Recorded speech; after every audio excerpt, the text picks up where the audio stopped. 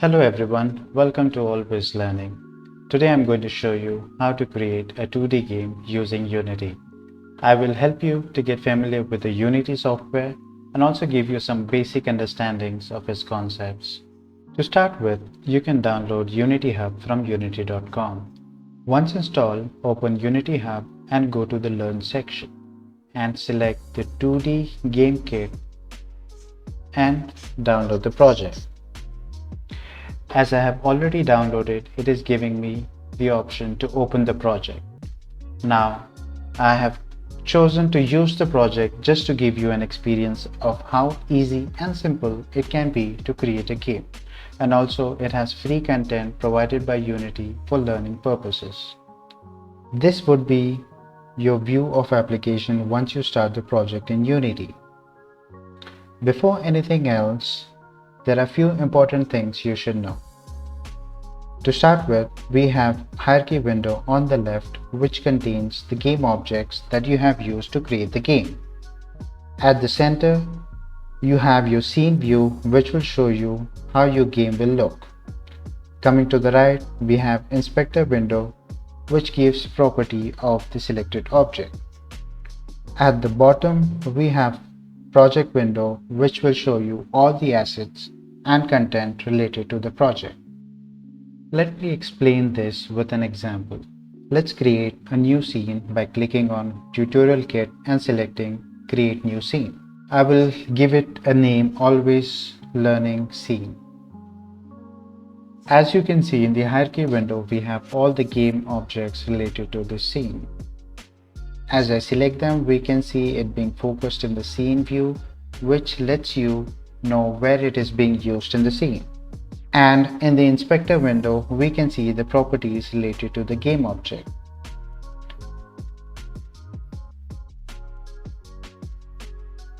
Just below the navigation menu, there is a hand tool, which helps us move the scene in any direction, and next to that we have move tool. So it helps us move the selected object either in y-axis or the x-axis. There is a space in between. If we click and drag, it helps us to move in any direction. The next tool that we have is rotate tool. It helps you rotate the selected object in a particular direction. Or let me just show you, like, it helps us rotate the object in any direction. And the last one is the scale one, which will help you scale the object either in y-axis or the x-axis. And similar to move tool, there's a way to scale it equally on y and x-axis. Now, these are the most important tools that we'll be using in this video, so I will not overwhelm you with any other tools. Let us just go into play mode and see how it looks. So if you click on the play button, you're able to play the game, and you can see the controls of the game is the standard WASD buttons for moving, as well as few buttons for either attacking or jumping. Let me exit it by clicking on the play button. Now let's see how we can design our scene. For that, we need to open Tile Palette, which we can do by navigating to Windows and selecting 2D option and Tile Palette. So here, as you can see, this is the tile palette that we have. Here also we have some options like select, move, paint and erase. So mostly we'll be using the paint and the erase brush. So let's just select a tile and start painting. I will just adjust my scene view, which I can do by using the move tool or just by right clicking and moving the screen accordingly. Okay, I'll select the paintbrush and select a tile, and I can just click and start painting the way I want. So as you can see, I'm just trying to make something. Okay, this should do.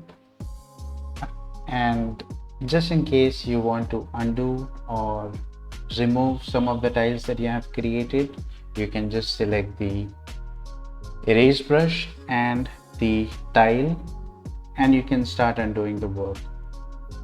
It's similar, you just have to drag it on those tiles which you want to remove. I'll just repaint them, so let me just make something. Okay, this should be it. Yeah, and now let's see how it plays. Okay, as you can see, I'm able to move my character, or my character has some extra space to move because of the new tiles that we have created in the scene view.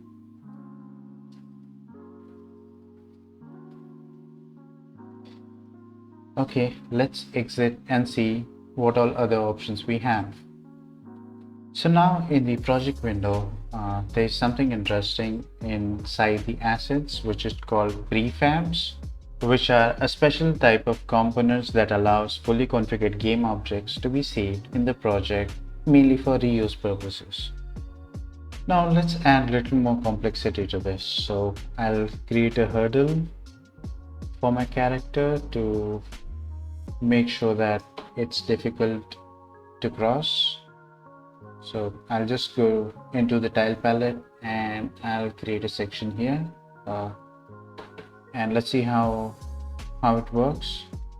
I'll go into the play mode and let me just close this. Let's see, and we won't be able to cross this one. Okay, I'll exit the play mode and let's see how we can use this moving platform and this prefabs to make this work. So to use the moving platform, we just have to select the moving platform and bring it in your scene. Once you bring it in your scene, you will see like which path this particular platform is going to follow, which is indicated by this thin red line. Let me just move it a little bit here and also move the moving platform to the right. I can see the preview of this platform and it is still overlapping a bit to the left, so I'll adjust and I will try again. Yeah, this looks much better. So one more thing I can do is I will just make sure that I put the character and the camera to a new location so that I don't have to play from start, and it will help me test out the new things that I have built. Okay, so let's hit play and see what happens. Okay, I can go to the other side. Great. Now I'll exit the play mode and let's make this thing a little more complicated. For that, I will just open the tile palette again and I will delete this tile which I created and I'll add it somewhere here. Okay, I'll add it somewhere here. Okay, I just want to show you how we can make this moving platform move in multiple directions, and also this is the place where we can use the inspector window. So I'll select the moving platform, and to this moving platform script I can add an extra node. So once I add a node, you'll see another line, red line, and I can just move it into a certain direction, either top or bottom or to the left or right. So for now I'll just keep it like this, and let's see. I just want to make sure that it's moving on the right side and going top. Yes, something like this. Now I'll just move this platform to the left by moving this platform itself. Okay, and I will adjust the node, or I'll adjust the node's path. Okay, let's preview and see how it looks. Oh, almost good. It's just overlapping a bit, so I'll just adjust it here and I will adjust the path a bit. Let's see again. Much better. And yeah, this should do it. So yes. Okay, let's play and see how it looks. Okay, I will wait for the platform to come back and I'll jump to the platform. Okay, great, I'm able to move to the next side. So I'll exit the play mode and I'll do the same thing again. I'll move my character and the camera to the new place because I've already worked on this one, and I'll start adding few other components here. So I'll again go to the tile palette and add some extra tiles here, something like this.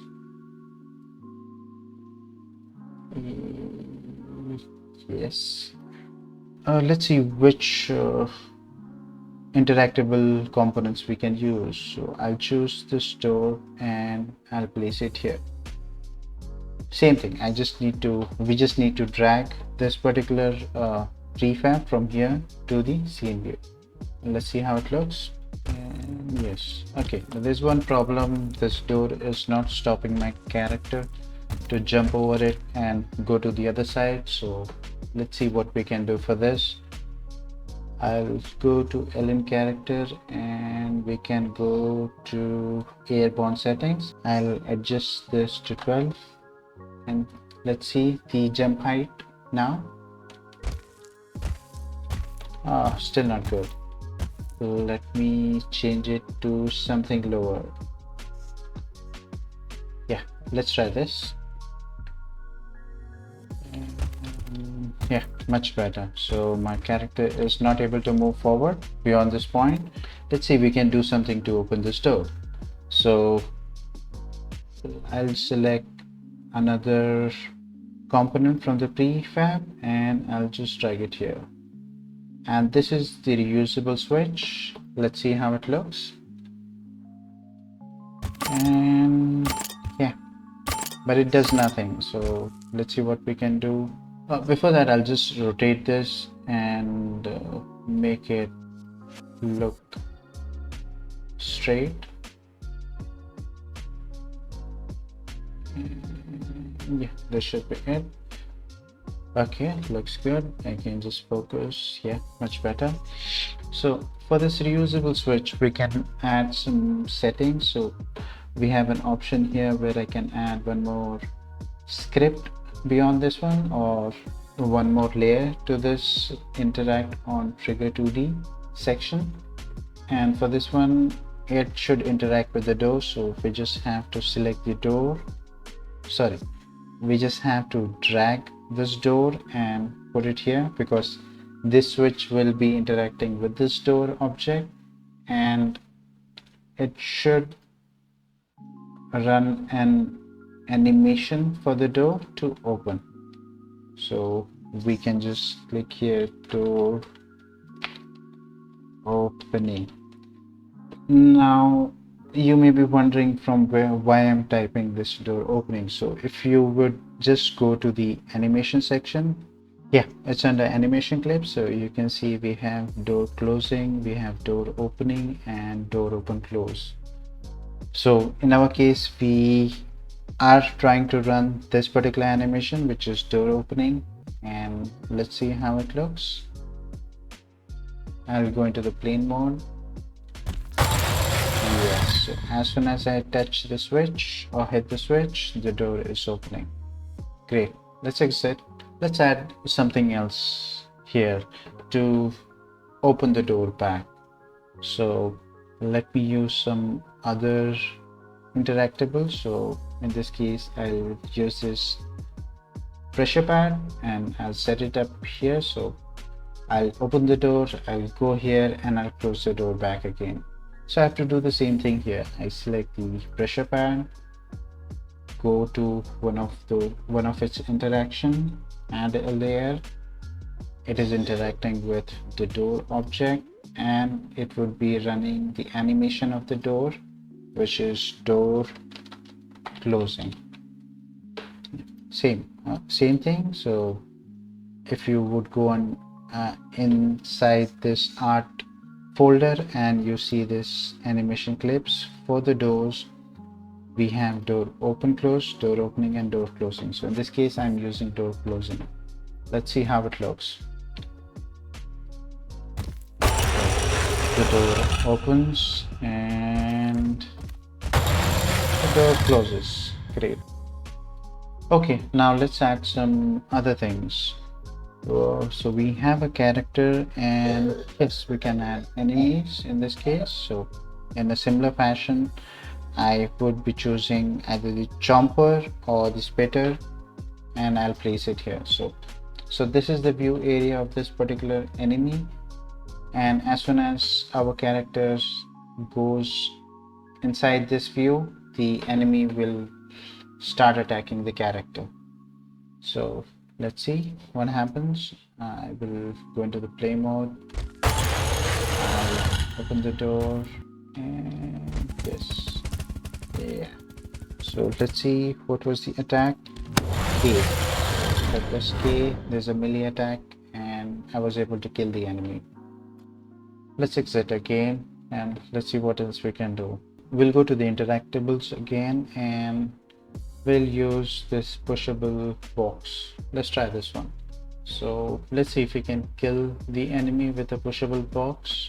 So I'll choose the enemy and I'll place it below here, and I will try to push this box on top of the enemy. Before that, I'll just make sure the enemy or the chomper doesn't move from this place. I'll put its speed to 0 so that it doesn't move and stays at one place, and I'll hit play.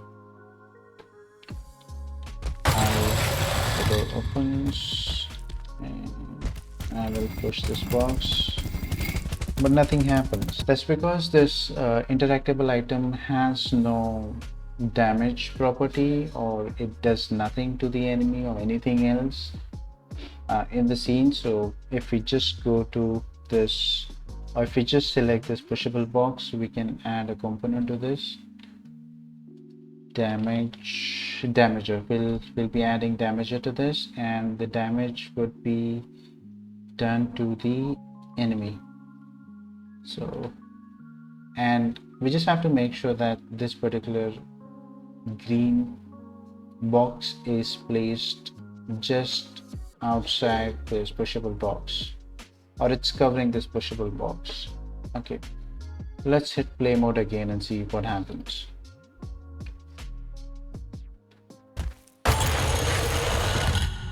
I'll just make sure I move the character next time, and great. Now as soon as the box falls on the enemy, it dies. Let's try something new. Before that, I will place the character and the camera somewhere here so that I don't have to open the door again and again. Okay, the next thing we'll do is we'll add a teleport feature to this game. So we'll make our character teleport from one place to another place. So let me just create that place. Same, I'll go to the tile palette and I will create a particular section. So let's create a close environment, and there's no way to go here. So we'll make sure that once the character comes up to this point, she will be teleported here. So let me close this tile palette. So for that, we have something called scene control. Inside the scene control, we have transitions. So we have transition start, which we can just place it here, and we'll add one more transition right inside this particular closed environment, and we'll name it transition end. Same thing what we did for the interactable items, for the pressure pad or the switch. This particular transition component is interacting with the character, so we just have to make sure that this transitioning game object is the character. So in our case, it is Ellen. It is being transitioned to which part, or in our case, we are just moving this character to the same scene. So I'll select the same scene, and the destination transform is nothing but the transition end. Since we are moving the character from this this place to the destination, which is the transition end. So let's see how it looks. I will go to the play mode. I will kill this enemy. And yes, great. So as you can see, I have moved to this environment. So there's one more thing that we can do. So instead of transitioning to the same scene, let's say you have created a different level and you want to move the character to the next level. So in our case, we will be creating a new scene. We just name it Always Learning New Scene, and create.